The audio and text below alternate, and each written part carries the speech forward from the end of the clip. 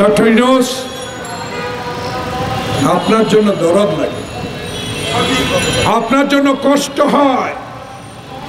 16 তলায় পায়ে হেঁটে একটা চেয়ারে বসে বসে আপনি যখন শেখ হাসিনার মিথ্যা মামলায় আপনি হাজিরা দিয়েছেন,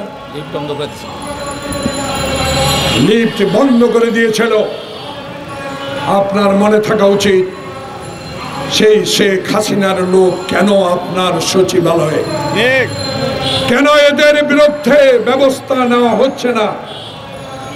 আজকে তাই আমাদের সমর্থন তো আছে, ক্ষমতায় আমরা যাওয়ার জন্য নয়, ক্ষমতায় শহীদ জিয়া থেকে কয়েকবার গিয়েছি।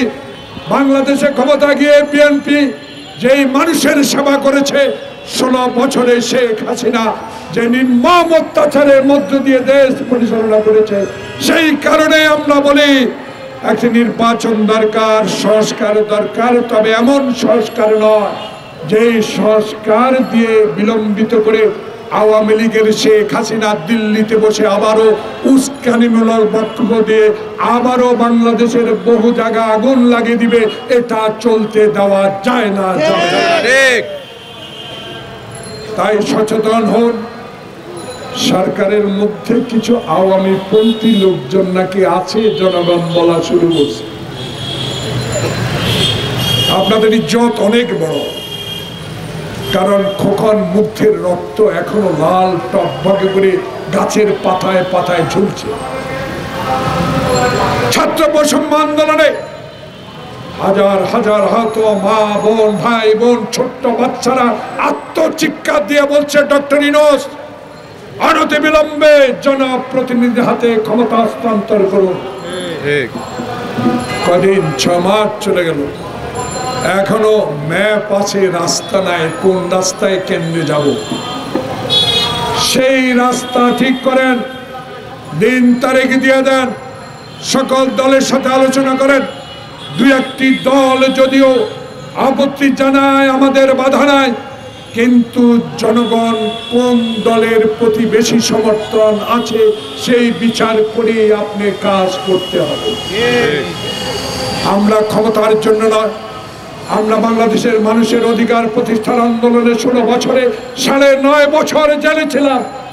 আমার সামনের অনেক নেতা জেলে ছিল, আয়নাগরে ছিলাম, হারুনের অত্যাচার সহ্য করেছি। হারুন কি গ্রেপ্তার হয়েছে? শামীম ওসমান কি গ্রেপ্তার হয়েছে? বিপ্লব কি গ্রেপ্তার হয়েছে? মানুষ বলে সরকারের কিছুটা লজ্জা হওয়া উচিত, অন্তত কয়েকজন খেলা হবে। তলে তলে ব্যথা কাউয়া কাদের।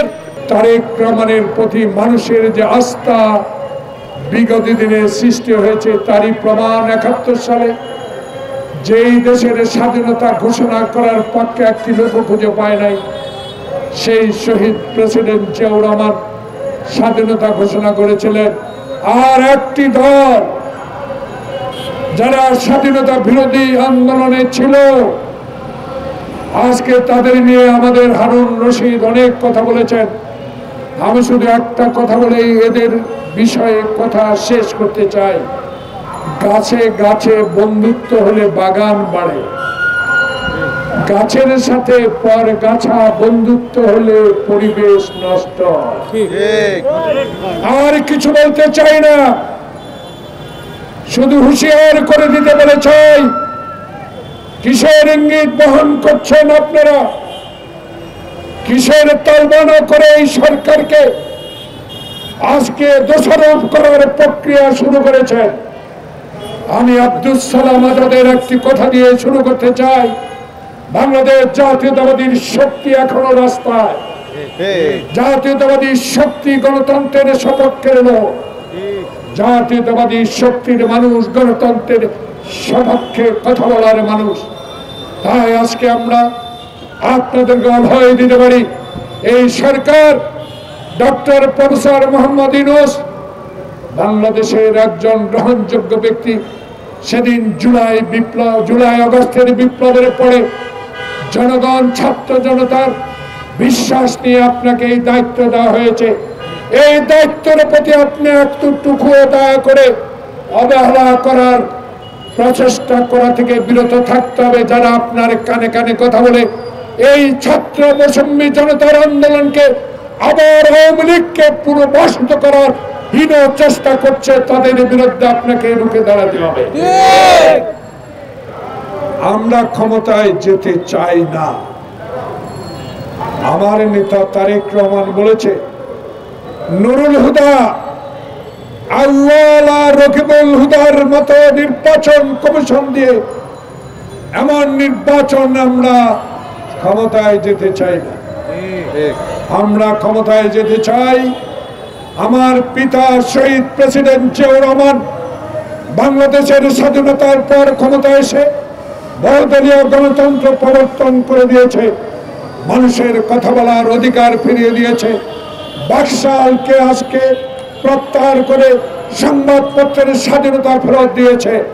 সেই নেতার সন্তান তারেক রহমান বলেছে, আমি মৃত ব্যক্তির ভোটে এবং দিনের ভোটের পরিবর্তে রাতের ভোটে ক্ষমতায় যেতে চাই না। আমি ক্ষমতায় যেতে চাই বাংলাদেশের মানুষ 1991 সালে শাহাবুদ্দিনের মতো একজন আনসার, একজন পুলিশ দিয়ে যারা একটি সুষ্ঠু নির্বাচন উপহার দিয়েছিল, সেই নির্বাচনে আমার নেত্রী বেগম খালেদা জিয়া বাংলাদেশে প্রথম মহিলা প্রধানমন্ত্রী অঙ্গীকার করেছিলেন, মানুষের সেবায় জীবন উৎসর্গ করব, তবুও কারো কাছে মাথা নত করি না, মাথা নত করব না আল্লাহ ছাড়া। তার এই প্রমাণ এরশাদ বলে 10টি বছর রাস্তায় আন্দোলন করে, স্বৈরাচারের বিরোধী আন্দোলন করে গণতন্ত্র পুনরুদ্ধার করেছেন। আজকে তারই সন্তান তারেক রহমানের একই কথা, আমরা নির্বাচনে যাব।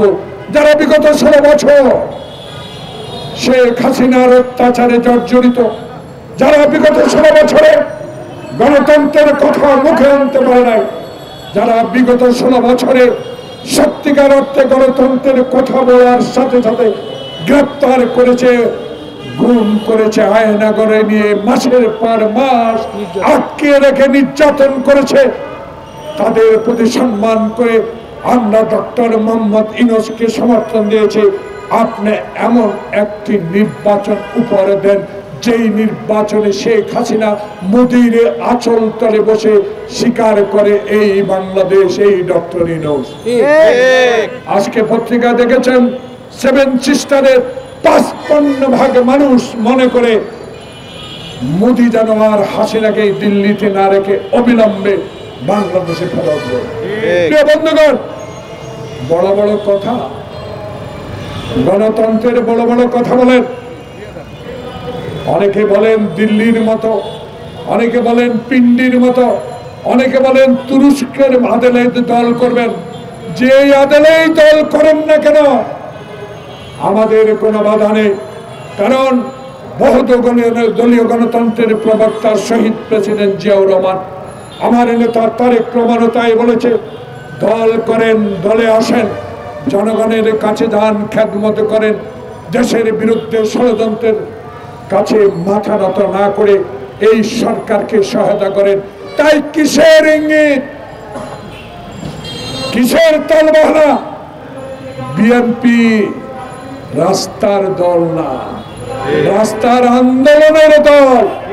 অতএব বিএনপিকে টপকিয়ে আপনারা জাতীয় নির্বাচনের আগে ইউনিয়ন পরিষদের মেম্বারি ভোট করবেন, বাংলার বুকে এটা হতে দেওয়া হবে। আন্ডার এস্টিমেট করেন না বিএনপিকে। বিএনপি ধৈর্যের বাঁধ ভাঙে নাই।